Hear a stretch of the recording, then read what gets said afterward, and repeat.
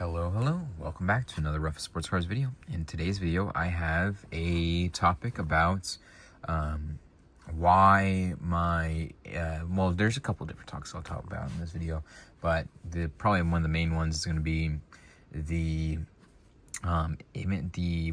supplies cost that someone said I should focus on reducing, and why I was going to make this video a lot sooner and a lot earlier on in the year.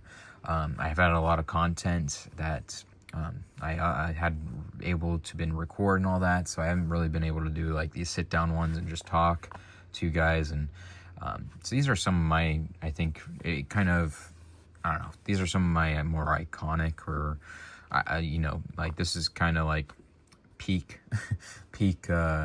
back in like November or so, or September. I would go on here and do that, but that was because I wasn't sourcing as much. I wasn't getting buyer POV videos. I wasn't getting enough inventory to actually just simply do only the buyer POV and then the inventory updates and all that.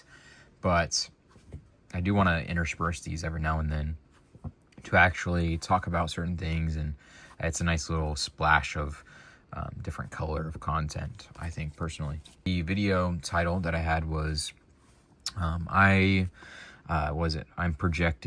business is projecting $5,000 more in cost, and I'm okay with it, or something of the sort. Might pop it up here, what I originally titled, planned to use as the title for this video and talk about. Just never got around the time to. And someone said, get your supplies cost lower. It's a lot of supplies cost for the amount of profit you're making. And I do disagree with that. And I think the big thing is that if I was an eBay seller, and I would completely agree. He was saying reuse top loaders, reuse bubble mailers, reuse certain things like that. And I do reuse a lot, a decent little bit. I used to a lot and all that. But I don't really have a need to reuse top loaders. And I mean, I have in excess, plenty of extra top loaders than, well, maybe not thick ones and all that, but like these ones like that I'll get, just as an example. Do you see how like there's a lot worse of them? Like, do you see how just dirty that one is? If I go and sell that on Whatnot, obviously at a certain angle and all that, it's just not presentable. Like, I want to have a brand new top loader. You can see here, I'll just use this same card here. So this is the card if I was wanting to run it on Whatnot. If I ran it in this sleeve, look how nasty this sleeve or this top loader is. It's just not, one, it's not presentable. Two, it's just not professional. And three, I do 5-second and 10-second sudden death auctions and all that.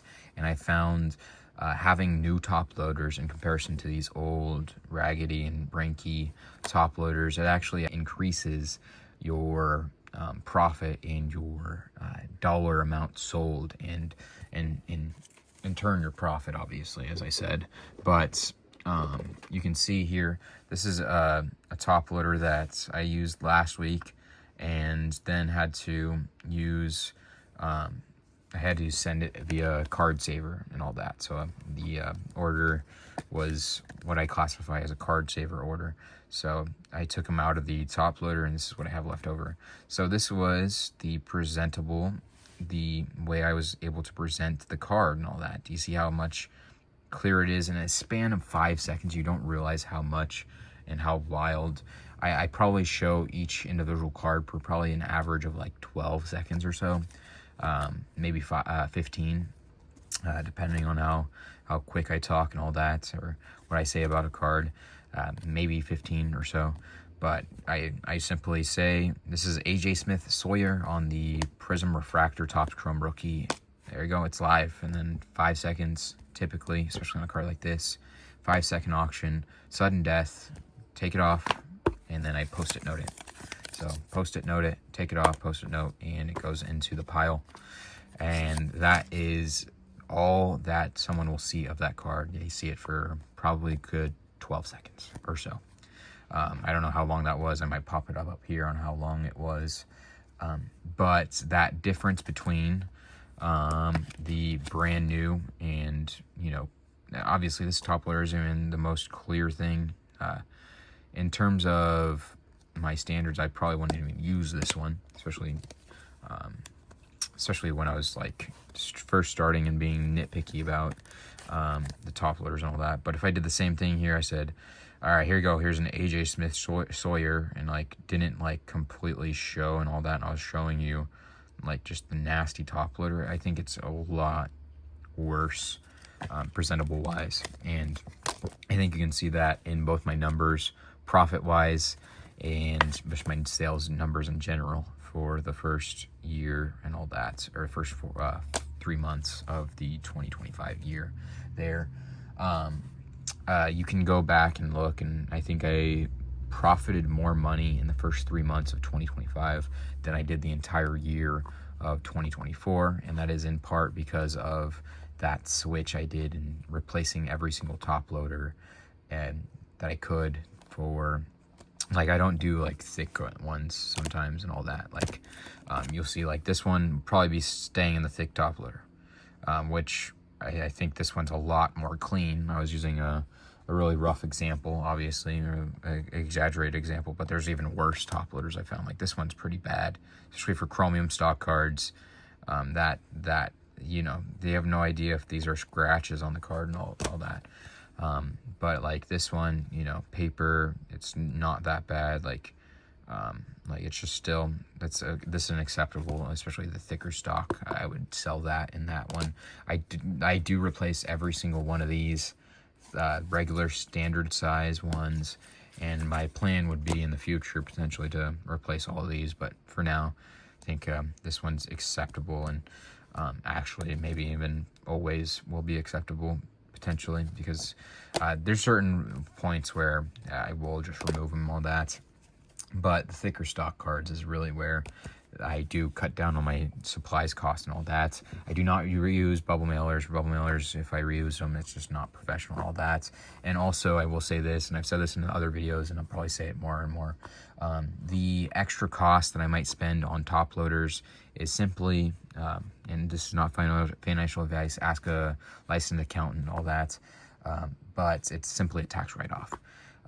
The extra cost in inventory or extra cost in supplies, I have found in my own research and my own asking of an accountant and all that, that the supplies cost is just a tax write-off. So where that's $1,000, if I cut down and maybe got it down to, let's just say $500, another $600 would then be taxable, and that the taxable income is profit. And again, ask a financial advisor. It's not financial advice at all, but the extra $600 would then be taxable, and then I'd have to pay in extra taxes 30% of that, which would be, what would that be? Would be $180 more in taxes, which can be very, very differential in that original numbering that I told you, especially if I'm selling say this Bowman Chrome card and it looks like that, then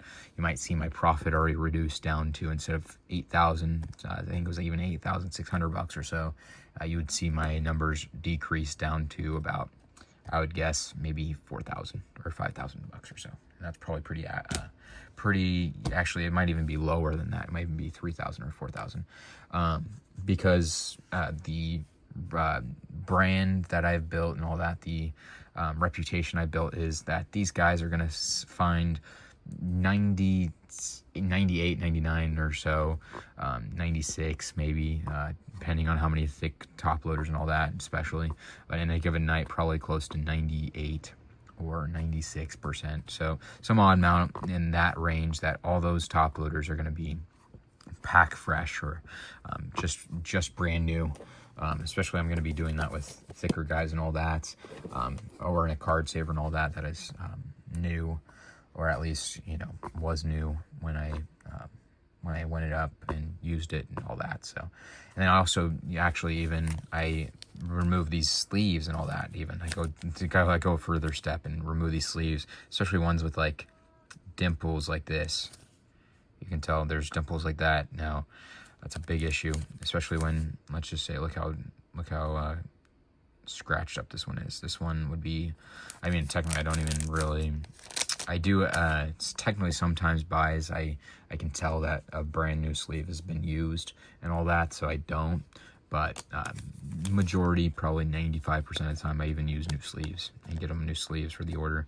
You can tell a lot worse, especially if I do this on like I was gonna say like a black background probably.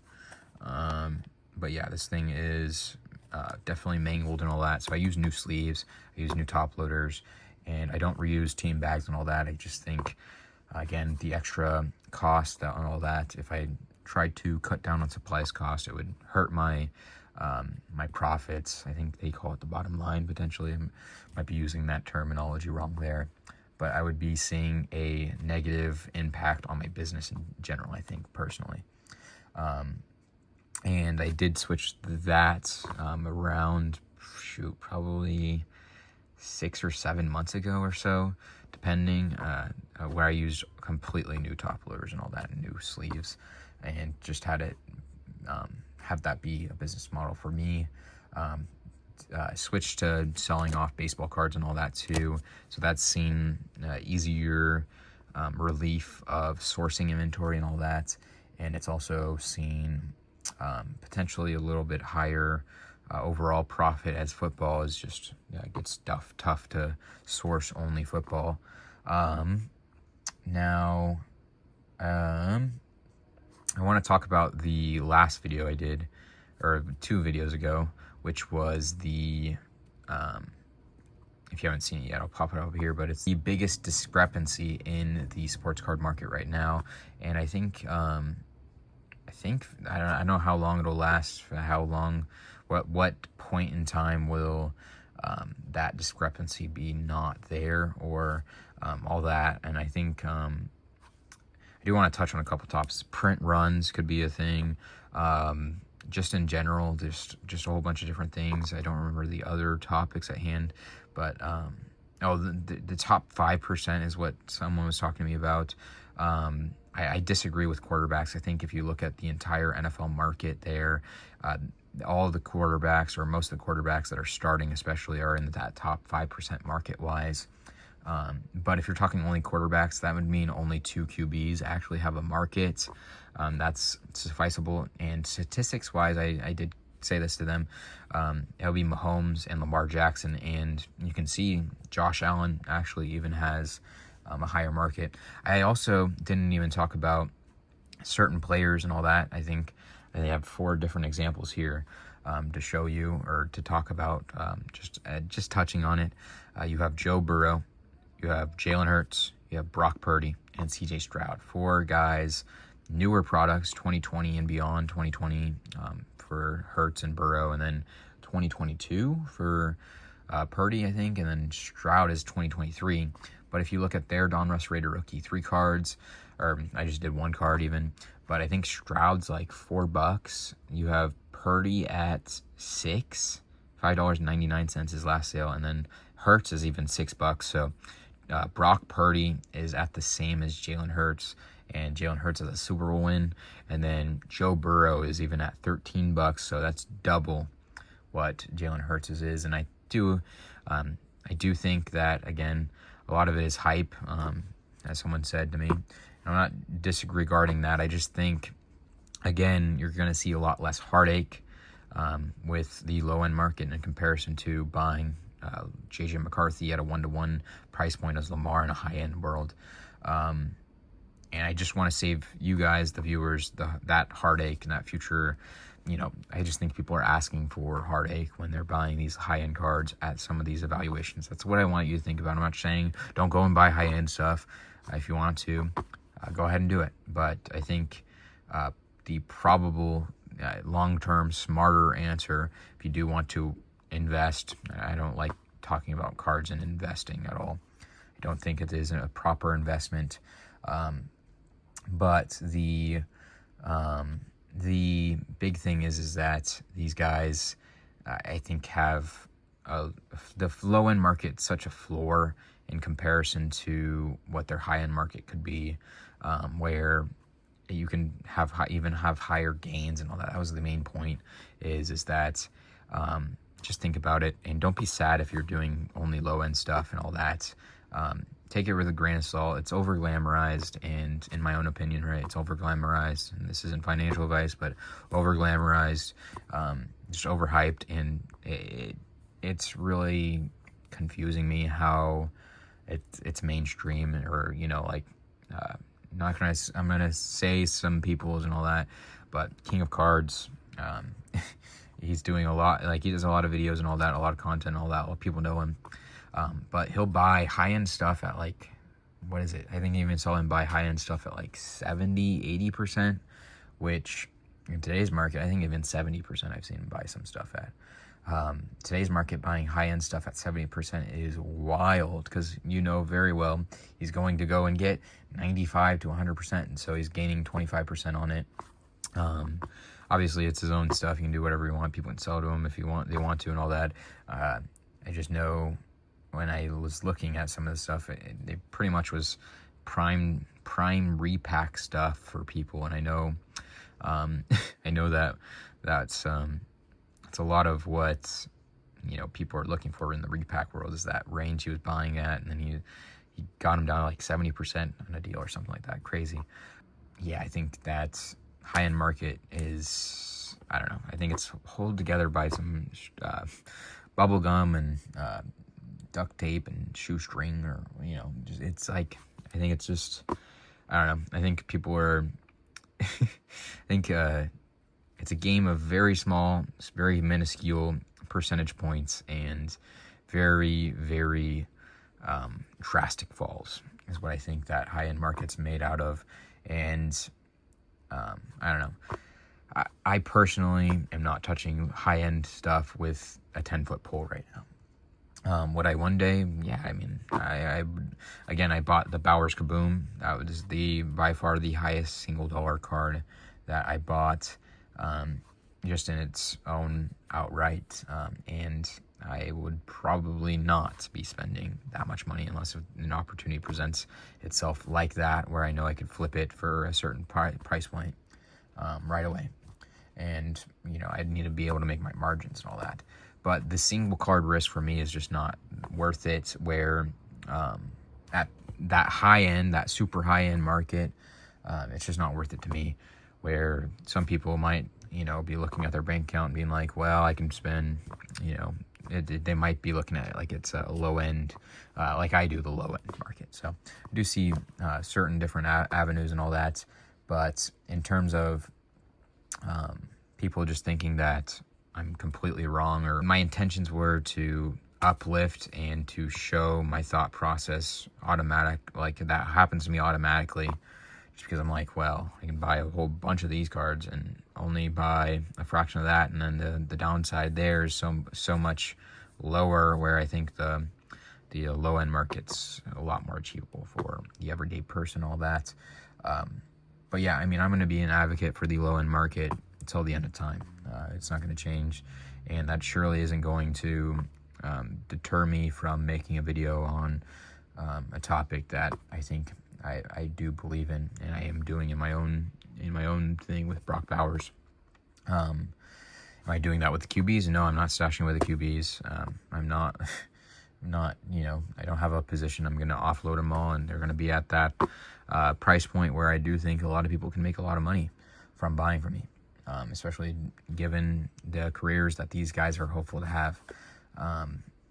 And there's also not a lot of QBs that are starting caliber that will stay in the league for very, very long. So you'll see a lot of these guys be journeymen and find their way to this place and that place. An example being like Jameis Winston. But I do think that some of these guys have big potential to be that next generation. That next generation's Mahomes, Allen, I just am saying the names that come to my mind and all that. Jaden Daniels, pretty much the Mahomes, if anyone's going to be. And then, you know, Josh Allen, Lamar, Baker Mayfield, Jared Goff.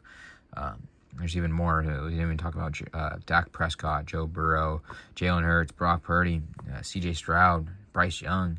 We're not even talking about some of these other guys that I do think could have, potential. You can put them in left side or right side, right? You can put them in that potential buy and, stash away, or potential buy and see the gains, or however you want to see their market and all that. But yeah, do your own research. Obviously, I was just sharing my research was the main point.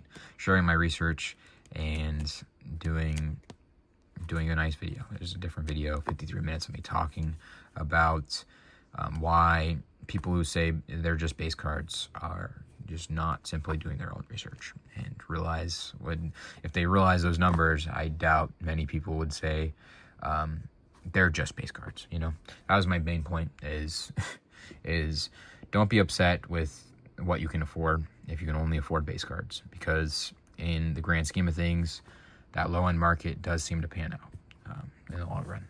Now, that's pretty much the gist of that video, but 53 minutes of me talking about it in depth and detail and all that is up and all that. And again, nothing I say is ever financial advice, but I think personally that I do think that I have the numbers behind why some of these guys are undervalued right now, in terms of what their potential and what they're expected to do and all that, in terms of just in general. But now let me talk about let me touch on the my room and my office update. I did clear out some space. I got to clear out more space and all that. I got to get a lot of big time things moved out of there still. Got to get it more fine-tuned and all that. Figure out certain things and certain avenues. I have quite a bit of inventory to sell off, and I'm kind of realizing that I do have a decent stash of inventory. I'm hoping to go to a card show at the end of the month here, potentially. I don't have a card show planned till the end of May, if not the beginning of June, but even then, I have no idea if I'll be able to make it to that one or not. The next card show that I will hopefully for sure going to is the Fairfield one. If not, but for sure I'm going to the Reading one and setting up there. But I need to, that's kind of an issue that I have, is there's only one card show currently. There wasn't even a card show when I started doing these videos and all that for like 7 months, 8 months of it. Like 6 months maybe. I didn't even have a card show in 100-mile radius of me, and I'm in Northern California even. So sourcing the inventory became very difficult, and I would have to travel 100 miles in order to just get to that card show radius. And now I've kind of found my staple card shows and all that, the ones I go to do, and I've kind of, becoming more of like people see me, they know me, and I try to buy out their inventory as much as I can, obviously. And I'll do that probably for till the end of time. Probably have to even try to make trips out to Northern California to do it, I think, at a certain point, if I ever do decide to move out of Northern California and potentially make my own card shop. But yeah, would I ever make my own card shop? Yeah, I would. I think I would hope to do it at a place that someone would be willing to travel. You guys would be willing to travel and make it like a destination.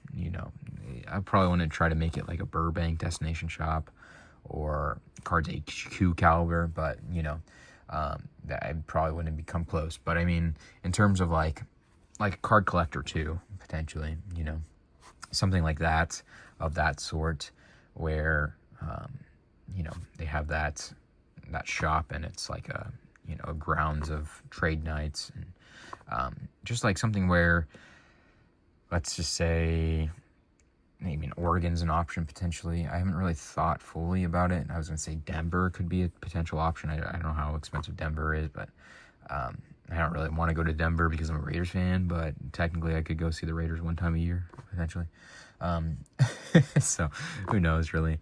I have no idea. If you have any towns that really need a card shop, I'm sure that might change by the time I do come around to it, because I'm probably thinking 10, 15 years or so, potentially, if that. if that even time frame, maybe 20, if that even. But yeah, I think I'll stay in California for a good bit of time, potentially. We'll see. Building out the business and all that.